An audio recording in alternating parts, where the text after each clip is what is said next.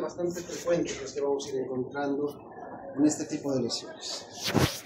Entonces, en la mayoría de los casos las lesiones son por mecanismos de alta energía. Quiere decir que accidentes automovilísticos, accidentes deportivos pueden suceder. Se decía que antes esto eran... Doctor, está prohibido sacar fotografías. La próxima se va de la clase. Entonces, antes se decía que eran exclusivamente de gente joven y de gente activa, pero se ha ido viendo que la gente mayor ha empezado a hacer muchas más actividades que antes no hacía.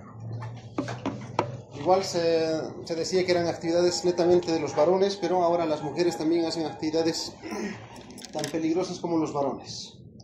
Entonces, si nosotros tenemos en cuenta, fíjense ese tipo de lesiones que nosotros vamos a ir encontrando en este tipo de pacientes. Entonces, nosotros ya con solo ver estas imágenes podemos catalogar el tipo de lesiones que va a tener el paciente. Y cuando nosotros pedimos una radiografía, si nosotros no sabemos pedir la radiografía, no sabemos interpretar la radiografía, vamos a cometer muchos sesgos. Si yo les muestro a los estudiantes que votan conmigo, probablemente digan, sí, es una placa anteroposterior de rodilla donde no se ve ninguna lesión ósea, ninguna lesión de continuidad ósea. Pero si nosotros hemos revisado al paciente y le hacemos un valgo forzado, fíjense cómo esa rodilla está totalmente inestable. Entonces nosotros tenemos que saber verificar y solicitar lo que estamos pidiendo. Examinamos al paciente, vemos, y este paciente después tenía una rotura crónica, que es una rotura aguda del ligamento cruzado anterior, lesión meniscal, y hemos tenido que hacer la cirugía. Y ahí se ve el resultado de la cirugía, las grapas quirúrgicas, donde nosotros hemos podido estabilizar ese tipo de lesiones. Hay muchas clasificaciones que nosotros vamos a utilizar en las fracturas diafisiarias femorales, que es el tema que nos va a interesar en este tiempo. Vamos a ver la localización, geometría de la fractura, el grado de conminución que va a tener esa lesión y la severidad también de las partes blandas. Ahora le damos mucha más importancia a las partes blandas, porque antes se veía, el hueso está destrozado y podemos arreglarlo. No, ahora sabemos que el deterioro de las partes blandas van a influir directamente en las lesiones óseas. Entonces, cuando nosotros vamos a hablar de fracturas diafisiarias, vamos a ver que es en el tercio proximal, medio y distal. Entonces, las que nos corresponden a nosotros son las del tercio medio y distal del fémur. Vamos a ver que también hay clasificaciones que son universales. La clasificación de la Sociedad de Osteosíntesis, la AO, combina elementos de un sistema alfanumérico, que ya lo hemos revisado en lesiones del hombro, que también se pueden utilizar a cualquier sistema métrico óseo. Ustedes conocen ya la clasificación de Gustilo y Anderson, que son para lesiones en fracturas expuestas o abiertas, que también vamos a utilizar la clasificación de Techerne. Y esta de Winskit y Hansen, que es una clasificación bastante antigua, pero que todavía tiene algún grado de connotación y es fácil de entender. Entonces, cuando nosotros hablamos, y hemos hablado de la clasificación AO, nosotros tenemos segmentos de los huesos. Tenemos el grado 1, el hueso 1, que es el húmero, el 2, que es el antebrazo, el 3, que es el fémur, y el 4 es la tibia. Entonces, nosotros vamos a centrar en este número, 34, ¿no? 3 del fémur y 4 del fémur. Entonces, nosotros dividimos la diáfisis del hueso en un sistema proximal, que es el 1, la diáfisis, que va a ser el 2, y el extremo distal de cualquiera de estos huesos, que va a ser el 3. Vamos a hablar de qué tipo de fractura nosotros estamos hablando. Vamos a tener, A es una fractura simple, B es una fractura siempre con cuña, y la C puede ser multifragmentaria o compleja. Entonces nosotros tenemos el hueso, el segmento, si es diafisiario, un A, B o C, o 1, 2 o 3, el tipo de lesión, si es una fractura simple, puede ser espiroidea, oblicua larga, longitudinal, lo que ustedes quieran, pero es un trazo simple. El B es un trazo con minuta, siempre estas en ala de mariposas, y la C es multifragmentaria. Entonces, cuando nosotros nos enfrentamos a las fracturas distales, vamos a también tener que tenemos clasificaciones A, B y C, pero esto es solo para las extremidades distales, metáfisis proximal o distal. A siempre es extraarticular, B es intraarticular parcial y C es intraarticular complejo. ¿Ok? Entonces, no deben confundir la diafisiaria con las metafisiarias. Diafisiaria es simple, B es con cuña y C es compleja. En cambio, en la metáfisis, A es extraarticular, B intraarticular parcial y C es intraarticular compleja. Entonces, conociendo eso, nosotros podemos tener un sinfín de lesiones que vamos a ir viendo. Y como les decía, esta clasificación tiene más de 30 años, la clasificación de Wiskin y Hansen, y la clasificación 0 es una fractura sin ningún tipo de desplazamiento, es una fractura longitudinal, transversal o que tenga un buen rasgo de acople de los huesos. El 1 es una fractura que debe tener algún fragmento o que esté desplazada parcialmente. La tipo 2 es una fractura en uña o en ala de mariposa. La 3 es una fractura pero tiene un componente medial. Toda esta parte es la parte lateral del fémur, pero en el grado 3 tiene un fragmento medial grande que le da más inestabilidad a ese hueso. Y la tipo 4 son fracturas diaficiarias que son bastante complejas, que pueden tener 3 o 4 fragmentos o multifragmentales. Entonces, dentro de la clasificación A, seguimos repasando. A, fíjense que puede ser espiroidea, puede ser oblicua corta, oblicua larga u oblicua corta. Entonces, pues les digo, ¿cuál es el rango? Es una fractura simple, de un trazo simple. La B es en cuña. Sabemos que todas las fracturas en B van a ser en cuña, pero puede ser una cuña en espiral, puede ser una cuña con los ángulos cerrados, o puede ser cuñas que estén fracturadas las mismas, ¿no? Entonces, tenemos grados de inestabilidades. Y la compleja siempre son multifragmentales. Fíjense, pueden ser multifragmentales mediales, laterales, con varios segmentos, o también aquí entran las bisegmentarias, las bifocales. Pregunta de examen que la mayoría de ustedes no han respondido. Una fractura en un mismo hueso con 2 segmentos es una fractura bifocal a 2 focos o segmentaria, o también llamada una fractura doble en el mismo hueso. La presentación clínica, el paciente obviamente va a venir con dolor álgido, puede estar con shock neurogénico por el dolor, puede tener un shock hemorrágico por el grado de sangrado, va a tener un acortamiento del muslo, tumefacción de la extremidad, deformidad, si esta está angula o no, y el dolor que siempre tenemos que manejarlo de la mejor forma. Ahora, un tema no menos importante, que eso lo tenemos que manejar como médicos generales, ojalá que todo el mundo saliera haciendo el ATLS, es la pérdida sanguínea. Se pierde una unidad en promedio de sangre, que ustedes ya saben cuántos representan ml, que probablemente preguntemos eso en el primer examen. A menudo es severa, puede incluso llegar a 2 litros de sangre, ¿no? Entonces van a hacer el cálculo de cuántas unidades puede sangrar el paciente. Y esto obviamente empeora con las fracturas expuestas, tanto por el grado de contaminación, por la lesión de las partes blandas, por el que no podamos cubrir el hueso que está expuesto y sobre todo por la infección. Nosotros al examen físico siempre tenemos que utilizar los reglamentos que nos dicta la ATLS. Primero, preservar la vida del paciente, tratar de salvar la vida del paciente.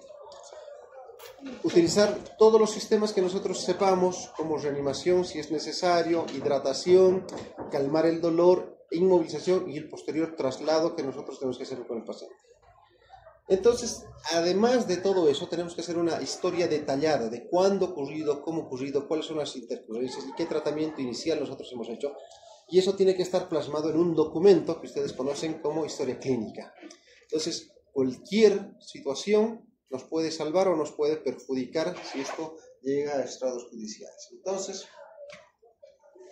debemos hacer siempre, por más que el paciente tenga una fractura expuesta en la rodilla, siempre tenemos que palpar la pelvis, siempre tenemos que palpar la región cervical, tratar al paciente realmente como un polifracturado. Debemos hacer también la medición circunferencial de los miembros inferiores. Hemos hablado de la medición que nosotros tenemos que hacer, no solo longitudinal, sino circunferencial. ¿Para qué? Porque eso nos va a dar la idea de cuánto está sangrando el paciente, ¿no? Eso a la larga se puede dar como un síndrome compartimental, que era un tema que se llevaba hasta el año pasado, pero este año se ha cortado, que es sumamente importante. Entonces, tenemos que también tener la medida para que el paciente no haga un cuadro de embolismo. Significa que por una mala inmovilización el paciente haga un coágulo en la vena y ese coágulo migre al pulmón y el paciente se va a morir por el coágulo y no por la fractura.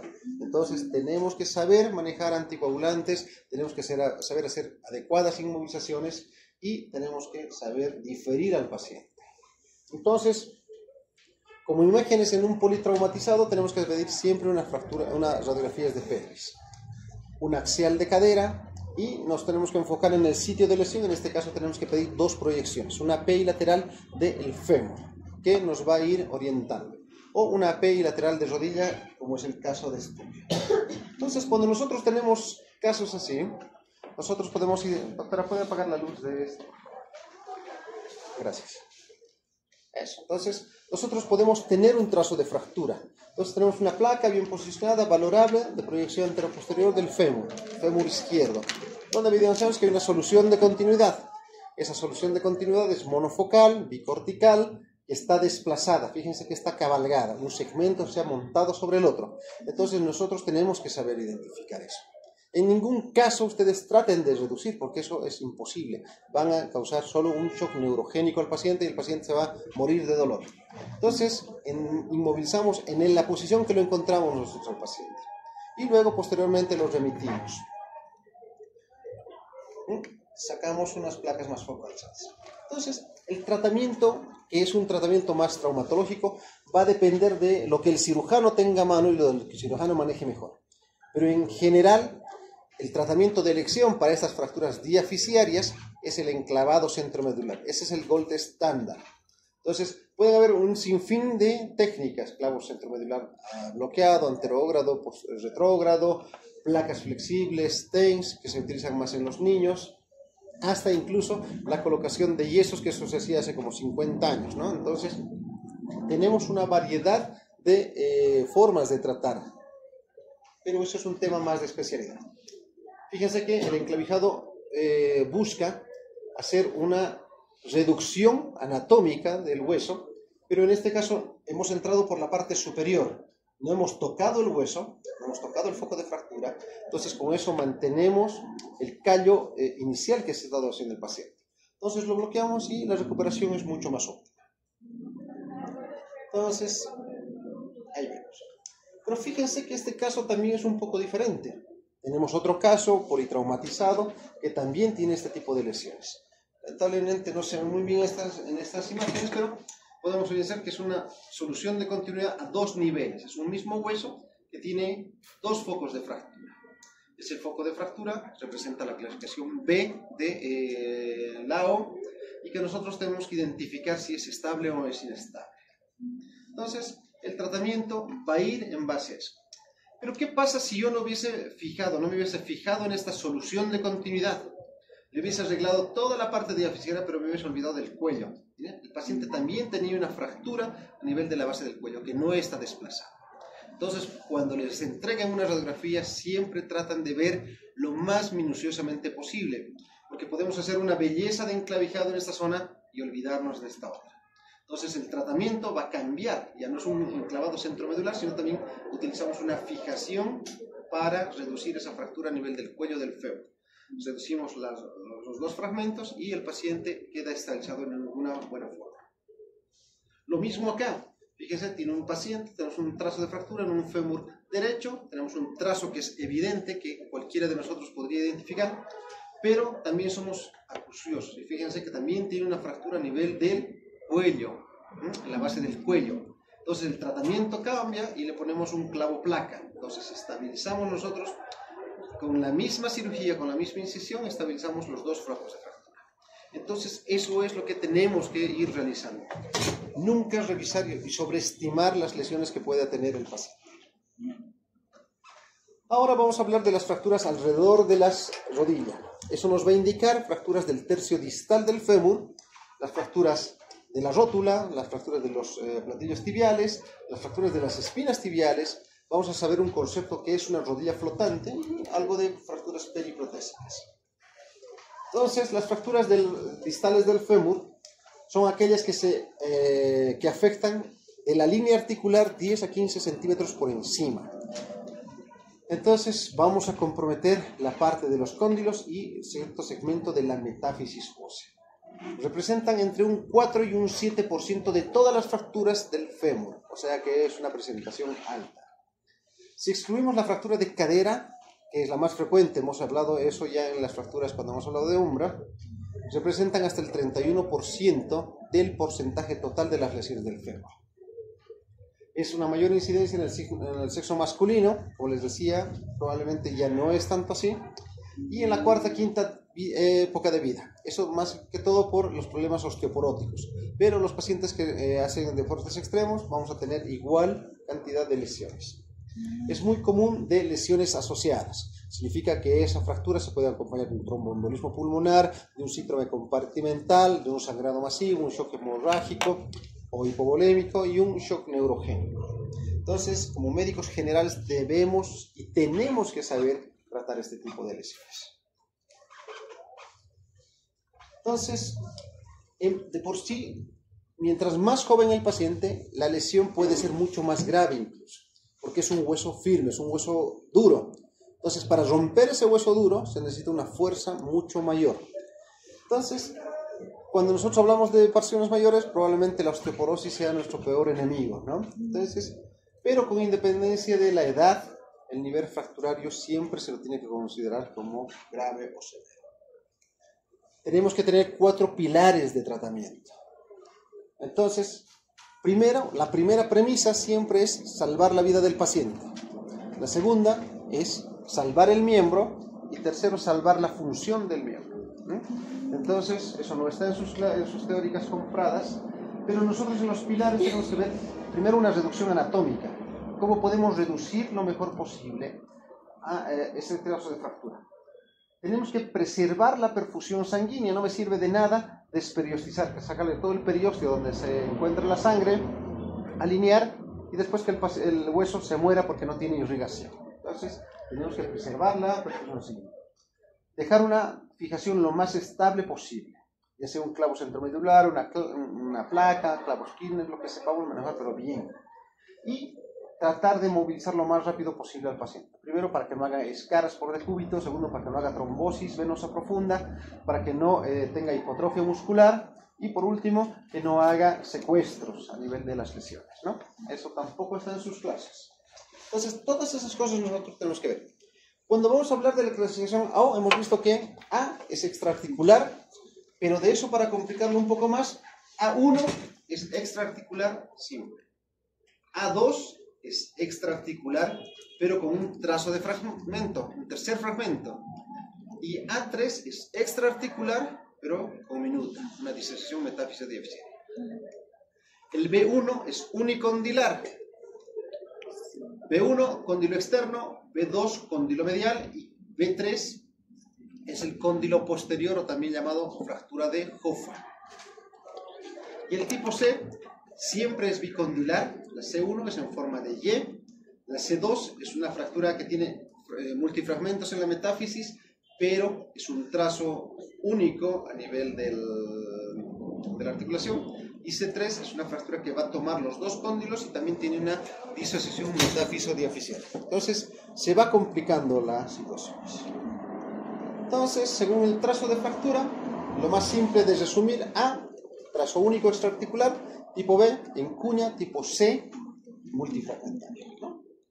Tipo B, el A, el que es intraarticular parcial; el B, que es intraarticular parcial, pero tiene conminución a nivel de la metáfisis; y el tipo C es un rompecabezas realmente, ¿no? Entonces, todas esas situaciones nosotros tenemos que ir viendo. En las monocondilias, siempre el cóndilo lateral es el que mejor respuesta nos da, porque tiene buena vascularización, se lo puede reducir siempre de mejor forma. En cambio, el B siempre nos complica. Ahí están los vasos sanguíneos grandes, la irrigación nunca es buena y probablemente la cirugía que nosotros hagamos por medial no tiene los mejores resultados. Y las que son del componente posterior, o las llamadas fracturas de Hoffa, van a ser siempre intraarticulares. Es un difícil acceso por las partes blandas que nosotros vayamos a poder llegar en esas situaciones. Lo mismo, el tratamiento de las fracturas puede ser múltiple. Depende de lo que tengamos en el centro y depende de la habilidad del cirujano. Por ejemplo, esta es una fractura, fíjense, es una fractura que se ve bastante fea. Tiene un trazo espiroideo y está llegando desde la parte distal del fémur hacia la parte proximal de la diáfisis femoral. Sin embargo, no está comprometiendo las estructuras de la articulación. Entonces, haciendo una buena reducción, se puede lograr resultados muy óptimos y el paciente probablemente cicatrice perfectamente sin ningún tipo de secuelas.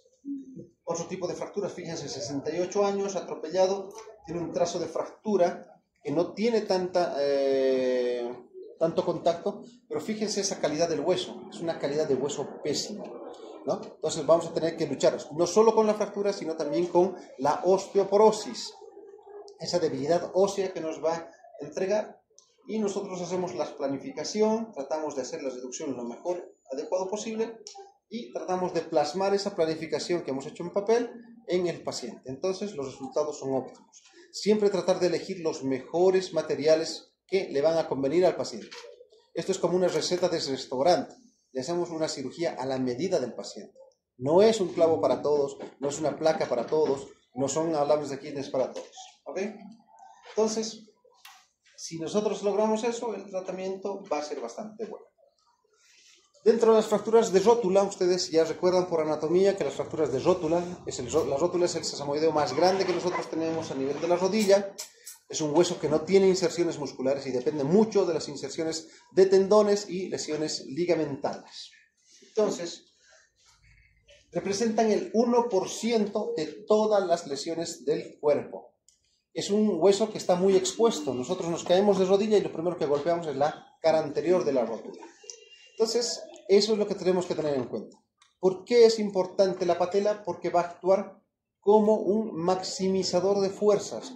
Actúa como un fulcro para que nosotros podamos extender la pierna, ¿no? Es como una polea, donde toda la fuerza la da el cuádriceps y puede levantar hacia el anterior la parte de la pierna. Antiguamente se creía que la rótula no tenía un efecto y cuando se fracturaban y no podían resolver, le hacían una patelectomía. Le quitaban las patelas y luego suturaban los tendones hacia el hueso y los resultados eran óptimos en ese momento porque el paciente podía caminar, podía darle carga rápidamente, pero después progresivamente la fisionomía del muslo se iba cambiando porque no tenía esa fuerza para levantarlo, ¿no? Entonces los pacientes venían ya con artrosis mucho más marcadas a nivel de la rodilla. Tenemos que ir viendo que estos pacientes pueden irse lesionando de diferente forma. Hay algunos que abusan de sus estructuras. Fíjense cómo está cargando más de 260 kilos en los que conocen esos discos. O hay otros tarados que pueden hacer tonteras y se van a ir lastimando también las rodillas, van a tener fracturas. Entonces, nosotros tenemos que ir analizando qué tipo de paciente vamos a encontrar y si ese paciente nos va a hacer caso a nosotros. Entonces, los mecanismos de producción, A es una contracción brusca. ¿Qué significa? Yo me caigo, me resbalo, hago fuerza y toda la fuerza de mi muslo, mi cuádriceps, jala y me va a fracturar un segmento, ya sea arriba o abajo de la patela. Entonces es una fractura por abulsión.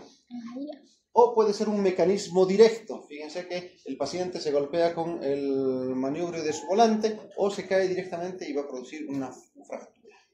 Así es como nos llegan los pacientes con la rodilla totalmente hinchada. Nosotros analizamos, tiene el signo del témpano positivo, tiene dolor, imposibilidad de flexión y cuando hacemos una artrocentesis lo que tenemos es sangre porque se ha fracturado el hueso.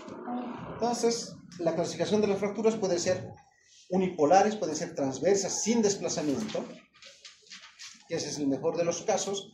Puede ser una fractura transversa pero con un desplazamiento parcial o de 2 milímetros. Puede ser fracturas a nivel de los polos, como les indiqué, por la acción de los músculos. Son fracturas por avulsiones. Fracturas longitudinales o verticales, que son normalmente por caídas directas. Y fracturas con minuta. Esas son en caídas severas o accidentes automovilísticos que van a romper en varios segmentos de esa patela, ¿no? Entonces, eso es lo que nosotros vamos a poder obtener. En la cirugía, igual. Tiene que elegir el cirujano, pero una de las que más nos gusta y es una cirugía relativamente barata para los pacientes, pero con muy buenos resultados, es la técnica de Obenga. Utilizamos alambres de Kirchner, que en el mejor de los casos cuestan 200 bolivianos en comparación con placas o tornillos que están superando los 5.000 o 6.000 bolivianos, y nosotros podemos hacer una fuerza de tracción. Mientras más hacemos compresión en la parte medial, más se comprime también la parte distal. Entonces esta técnica es fácil de resolver. Nosotros necesitamos un taladro, unas pinzas especiales, colocamos, reducimos y hacemos un 8 con un alambre especial, con un alambre que es maleable. En algunos casos todavía se siguen aceptando patelectomías. Estas patelectomías que ya están cada vez más en desuso. Yo soy cirujano de rodillas hace más de 15 años y he debido hacer unas 2 en todo este tiempo, cuando no se puede reconstruir. Y lo que hacemos es fijar el tendón patelar hacia el segmento restante de hueso que nos queda. La cirugía queda bonita, se ve bien estéticamente, pero el paciente después de 3 o 4 años viene con dolor. ¿Por qué? Porque hemos descendido la patela que tiene que caminar en la tróclea. Nosotros al hacer la patelectomía claramente acortamos y dejamos una rótula baja. Entonces esa rótula baja no está acostumbrada a caminar entre los cóndilos y lo que va a producir es una fricción. Esa fricción se va a llamar una artrosis postraumática y el paciente va a empezar a tener dolor anterior de la patela, precisamente porque eso es lo que nosotros hemos ocasionado, ¿no? Entonces, posteriormente el paciente requerirá una prótesis o algo más. Un claro ejemplo, un paciente nuestro, paciente de 80 años, con patologías asociadas múltiples, demencia senil, le hemos hecho una reducción, quedó muy satisfactoria el paciente, pero el paciente tenía demencia senil. Se volvió a caer a los 2 días de la cirugía y fíjense cómo ha desplazado todo el fragmento que hemos encontrado. Entonces este fragmento tiene 1, 2, 3, 4 segmentos que son irreparables. Entonces tenemos que hacer, o está justificada hacer, una patelectomía. Fíjense el grado de lesión que teníamos y hemos suturado, hemos quitado toda esa zona de lesión y hemos suturado el tendón al remanente. Obviamente el paciente con 80 años probablemente no requiera ningún otro tipo de tratamiento, pero un paciente joven con 40, 45 años probablemente el tratamiento sea otro. Fracturas de los platillos tibiales. Nosotros vamos a tener también que, este es un ejemplo de una paciente, fíjense, no, esto me he saltado. Fracturas de los platillos tibiales. Nosotros tenemos la parte proximal de la tibia, una desventaja, no está cubierta por ningún músculo en la parte anteromedial de la tibia. Entonces cualquier agresión, cualquier golpe directo puede ocasionar severos daños a nivel del hueso, ¿no? La parte posterior está protegida, la parte lateral tiene los músculos peroneos, pero la parte anteromedial es la que no está protegida. Entonces la fractura de los platillos tibiales son más frecuentes, seguidas de las bicondilias del fémur. La energía de lesión tiene que ver directamente con el grado de osteoporosis que vamos a encontrar en el paciente. Entonces, doctor,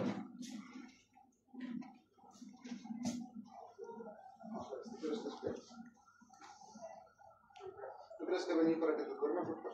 No, doctor. Entonces, tú y tu compañero están durmiendo todo el rato. Entonces, si no, vayan a comer o vayan a su casa. Entonces, nosotros vamos a tener lesiones que van a impactar esa zona. Está directamente en el grado de osteoporosis que nosotros vamos a encontrar.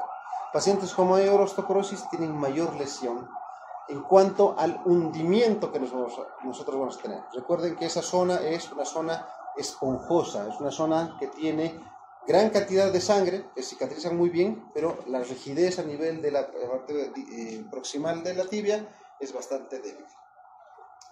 Las lesiones asociadas como lesiones meniscales están entre un 30 y un 50% de las lesiones, y las ligamentarias 30-50%. Entonces, cuando nosotros vamos a hablar de los platillos tibiales, tenemos radiografías, una P lateral y oblicua que podemos sacar en cualquiera de nuestros centros. Podemos darle inclinaciones caudales de 10 grados, para que nosotros podamos identificar el tipo de lesiones. Muchas veces no podemos identificar simplemente el daño severo y sacamos la TAC, que es el verdadero valor predictivo positivo para este tipo de fracturas. Entonces, cuando nosotros tengamos cualquier duda, lo que tenemos que hacer es sacar una tomografía. Y la resonancia magnética, si bien es un estudio mucho más caro, nos va a mostrar lesiones asociadas. Cuando yo quiera ver lesiones del ligamento cruzado anterior, lesiones del ligamento colateral medial, pedimos una resonancia magnética. Esta es una clasificación bastante antigua que ahora ya ha sido modificada por uno de nuestros profesores, pero todavía seguimos utilizando la clasificación de Schatzker. Esta clasificación divide en 6 grupos. La tipo 1 es una clasificación de cizallamiento del cóndilo lateral. La tipo 2 es un hundimiento más una separación del cóndilo lateral. La tipo 3 es un hundimiento puro. La grado 4 es una lesión del compartimento medial, ya sea hundimiento o separación, da exactamente lo mismo porque igual es severa. La tipo 5 es cuando se afectan los dos cóndilos o las dos mesetas tibiales. Y la grado 6 es cuando hay una disociación junto con la metáfisis. Cualquiera de los dos, las dos mesetas puede estar severamente afectadas, pero esa disociación va hasta la metáfisis. El tratamiento, lo mismo que hemos dicho anteriormente, depende de la habilidad del paciente o del médico. Fíjense, este es un ejemplo. En la parte de arriba nosotros tenemos unas radiografías que, si bien identificamos, aquí parece que no hubiera el daño de la cortical, aquí veo algo raro, pero no puedo identificar adecuadamente. La lateral me muestra que sí hay un fragmento que está desplazado.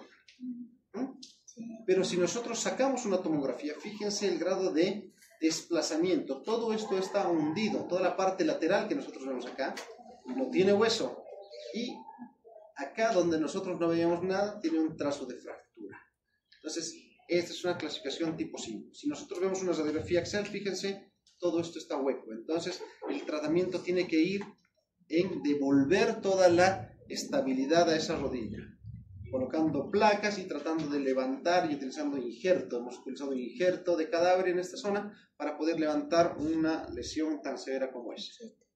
Entonces, otros ejemplos, fracturas que acá ya se pueden ver, pero fíjense, la parte del fémur debería estar en contacto con la meseta lateral. Entonces, esto también es una luxofractura de rodilla. Significa que se ha lastimado la rodilla, se ha lastimado los ligamentos y se ha luxado. Entonces, la denominación de fractura cambia a luxofractura de rodilla. Entonces, fíjense cómo se puede ir desplazando toda la parte del segmento y cambia. Cuando nosotros hacemos el tratamiento, tenemos que exponer toda la rodilla, tenemos que ir reparando segmento por segmento para que nosotros podamos identificar esas zonas. Y obviamente el tratamiento se vuelve más complejo, la recuperación se vuelve más compleja y los costos no son menores. Si no tienen seguro, lamentablemente todavía en nuestro país el paciente tiene que costearse y pagar una de estas cirugías es realmente caro. Los resultados pueden llegar a una artrosis degenerativa que siempre llegan. Eso va a causar inestabilidad, alineación viciosa, incongruencia articular que nos va a generar dolor residual en el paciente. Las lesiones artrósicas demoran entre 5 y 7 años en llegar. Muchas veces el médico que lo ha operado no ve, no hace el seguimiento y le llega a otro colega. Las lesiones por inestabilidad ligamentaria se relacionan a una artrosis, ¿no? ¿Por qué? Porque la rodilla va a tener un juego importante en la rodilla y va a haber una fricción. Y si nosotros no hacemos una reparación adecuada, si nosotros tenemos un decalaje o tenemos un hundimiento, tenemos que dejar perfectamente eso. Si dejamos una grada, el hueso que está por encima de la articulación va a generar una artrosis.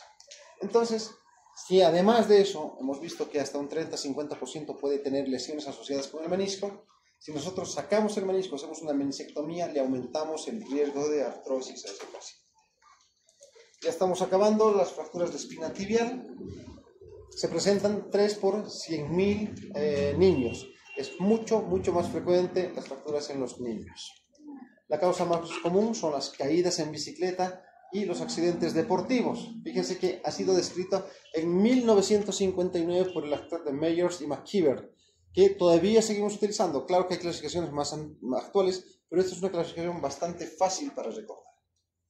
Entonces, este tipo de caídas van a provocar una hiperextensión de la rodilla y eso va a generar una tracción. ¿Qué es lo que se inserta en la espinas tibiales anteriores, ligamento cruzado anterior, ¿no? Entonces nosotros vamos a tener lesiones del ligamento cruzado anterior y eso va a generar una inestabilidad. Por eso es importante, cuando nosotros tengamos algún tipo de lesión, hacer una reparación y reconstrucción adecuada, porque si no el paciente va a tener una inestabilidad residual. Esta clasificación de Meyers y McKeever refiere al tipo A, que es una fractura que ha comprometido a la espina tibial anterior, pero no hay un desplazamiento, o es un desplazamiento mínimo. La tipo B es un desplazamiento mayor, pero el trazo de fractura tiene un pedículo que lo está uniendo al resto de la tibia. Y el tipo C tiene un trazo de fractura totalmente suelto que lo convierte en una rata articular. Los síntomas, obviamente, dolor, derrame articular, que es la artrosis. Pueden haber síntomas de lesiones asociadas de ligamentos colateral medial, lateral, meniscales, etcétera, que tenemos que descubrirlos por el examen físico. Lo clásico es sacar una radiografía API lateral de la rodilla, examinar cuidadosamente estas lesiones y si tenemos dudas también pedimos una tomografía.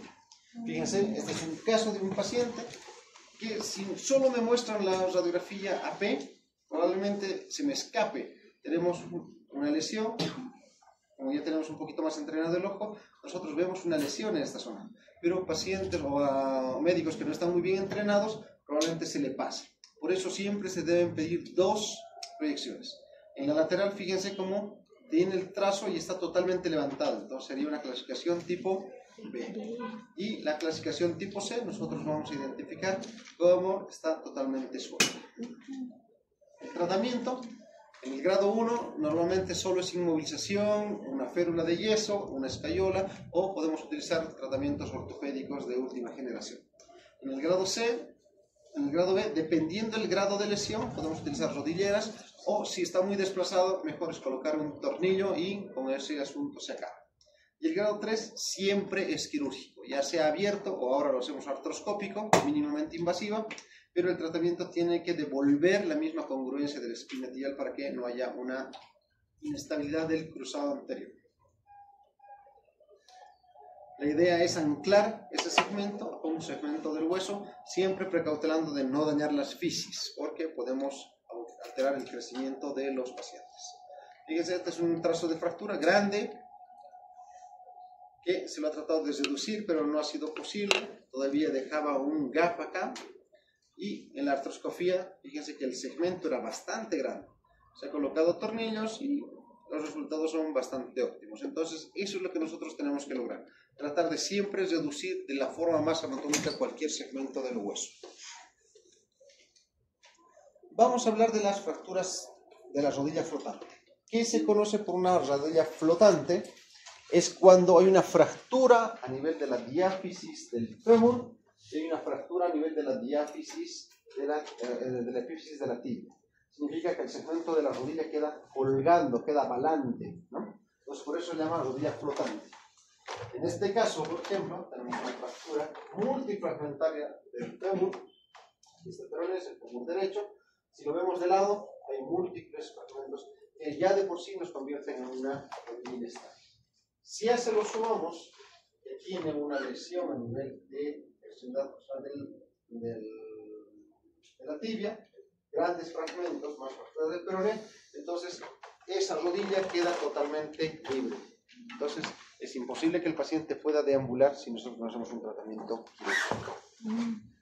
Antiguamente, este tipo de lesiones, cuando no contaban con el material de osteosíntesis, eran muy susceptibles a amputaciones. Entonces, las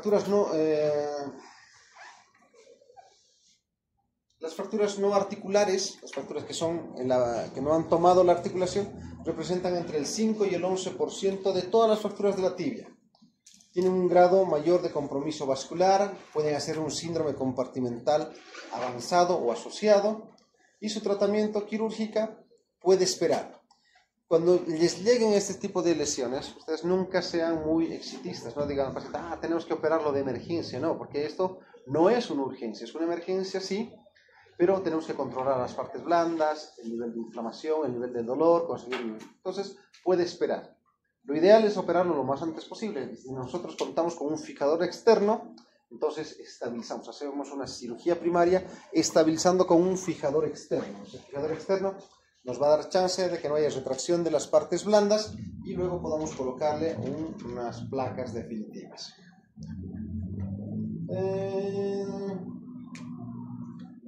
Esto es importante, la alineación viciosa. Los pacientes pueden quedar en varo o en valgo de la rodilla dependiendo que el tratamiento no sea óptimo. O muchas veces los pacientes no quieren tratamiento y se quedan así. Y el varo es más frecuente y más perjudicial que el valgo, ¿no? Un médico de cirugía de rodilla me decía, el varo no es amigo de nadie, ¿no? Cuando preferimos que consoliden valgo, sí, eso tiene mucho mayor tolerancia para que el paciente, pero el varo, cuando los pacientes tienen roscos, tiene mucho más perjuicio porque se va a repercutir también a nivel de las caderas. ¿Ok? Entonces, si preguntáramos en algún momento en qué posición debería consolidar, preferiblemente siempre en valgo. Y la rodilla flotante, hemos visto, son fracturas de muy alta energía, puede comprometer la vida del paciente sin necesidad de que se muera por la fractura, sino por otras situaciones concomitantes. Tiene alto riesgo de complicaciones y de infecciones, y muchas veces los resultados que nosotros queremos no son los óptimos para el paciente. Pueden quedar bastante secuelados con eso, ¿no? Este es otro ejemplo. Fíjense, fractura a nivel del fémur distal, la tibia está totalmente alterada, tiene la fractura a nivel del peroné, de la tibia, tiene fracturas en todo el segmento. El tratamiento consiste en operar lo más difícil siempre. Entonces empezamos por el fémur. Hacemos una estabilización con un clavo placa y a nivel del fémur le ponemos un fijador externo. ¿Por qué? Porque fíjense la característica de las partes blandas. Este paciente hizo un síndrome compartimental. Algo importante que yo siempre les recalco a mis estudiantes que pasan en la rotación. ¿Cómo yo puedo saber si esta es una fractura expuesta en la radiografía? Es imposible. Yo no puedo saber solo con una radiografía si esa fractura es expuesta. Sé que es una fractura desastrosa, está totalmente partida en 20 pedazos, pero yo no puedo saber si eso es una fractura expuesta. ¿Cuál es la respuesta? Es una clasificación de Gustilo y Anderson que es clínico-radiológica. La clínica es la que manda. Y en este caso, fíjense, el grado de cobertura faltaba en el paciente. No podíamos porque ha habido una pérdida de sustancia. Le hemos estabilizado con un fijador externo y hemos hecho una cobertura de partes blandas. Entonces es una clasificación de Gustilo-Anderson tipo 3B. 3 por el tamaño de la herida, mayor a 10 centímetros. B, grado de contaminación moderado. Perdón, es una clasificación de estilo 3B. Sí, 3 porque es mayor a 10 centímetros. B porque no podemos cubrir con las partes blandas ese hueso que está lesionado. Entonces hemos requerido de colgajos, injertos y más cirugías. Y fracturas periprotésicas, que son fracturas que se dan entre el 0.4 y 7.8%, afortunadamente no es grande, es más frecuente en mujeres osteopénicas, osteoporóticas, pero que han sido operadas. Si bien no es muy frecuente, el grado de complicaciones es sumamente alto, 25 a 75% de los pacientes no nos pueden complicar.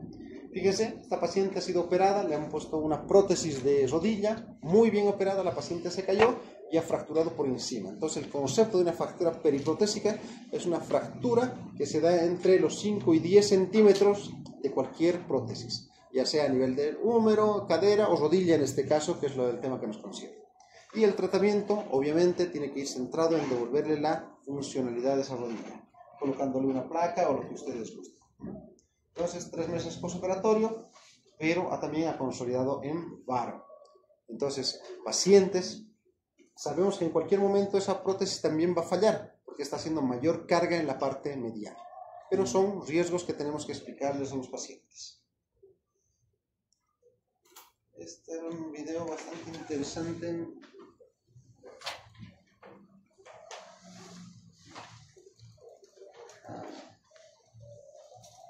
En otra oportunidad les voy a mostrar cómo se resolvía en la Segunda Guerra Mundial esa fractura. No tenía ni idea. Listo, doctores, muchas gracias.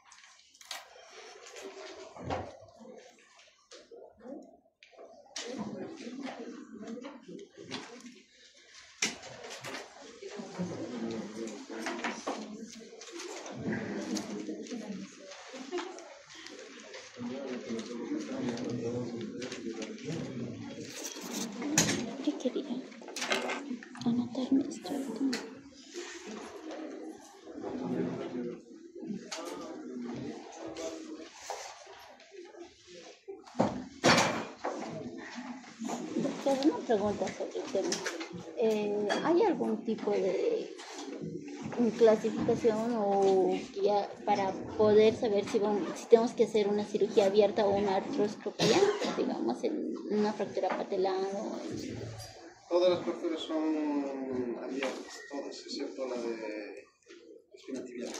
La única que se puede realizar de manera artroscópica. Todas las demás son abiertas.